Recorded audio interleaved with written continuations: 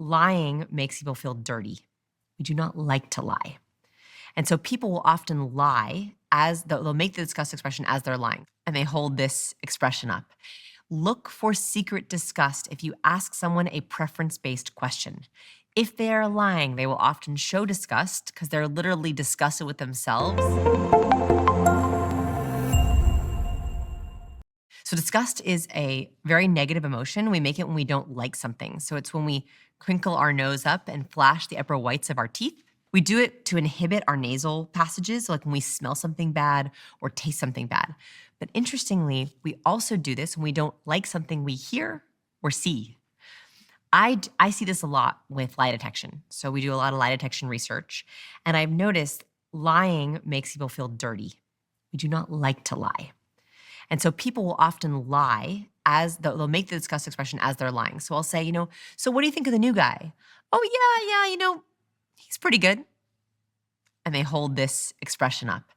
Look for secret disgust if you ask someone a preference-based question. If they are lying, they will often show disgust because they're literally disgusted with themselves for having to make that distinction.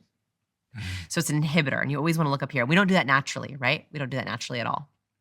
So that's a really good one to look out for. Also, you can predict behavior better with disgust, right? So if you ask someone a question and they go, you know that they're not in a good headspace, that's when you immediately want to give permission. Hey, look, I'm on your side. I'd rather just know what you really think. Yeah. I have prevented lies Yeah. by giving someone full permission to just tell me the truth.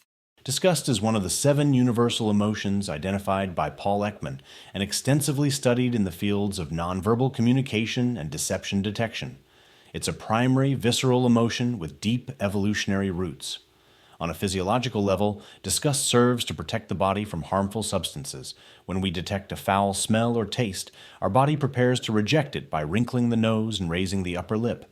But this mechanism doesn't only apply to physical stimuli, it also responds to moral and social ones. We can feel disgust toward behaviors, people, or ideas we perceive as toxic or wrong.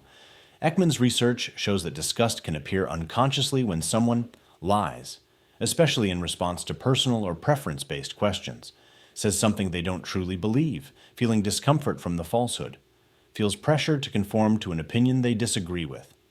In such cases, an involuntary microexpression may appear: nose wrinkling, upper lip raising, sometimes an asymmetric or suppressed grimace. Caution: disgust must be interpreted in context. A single gesture is not enough to draw definitive conclusions. In addition to disgust-related signals, the science of nonverbal communication and lie detection has identified several other potential indicators of deception. These include incongruence between verbal and nonverbal cues. When words say one thing but the body suggests another. For example, saying "I'm happy" with a flat or negative expression, or denying something while subconsciously nodding. Incongruent or missing gestures. Reduced gestures. Hands remain still or hidden.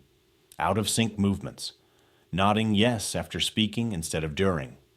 Self-touching. Touching the face, neck, or arms can indicate stress. Physiological stress indicators. Sweating, sudden blushing, or a higher-pitched voice. Faster or shallower breathing. Frequent swallowing. Body posture and orientation. Body subtly leaning toward the exit, an unconscious escape response. Legs or feet pointing away. Visible muscular tension. It's essential to emphasize that no single signal proves someone is lying. However, incongruities between verbal and nonverbal cues or the accumulation of multiple signs can raise suspicion.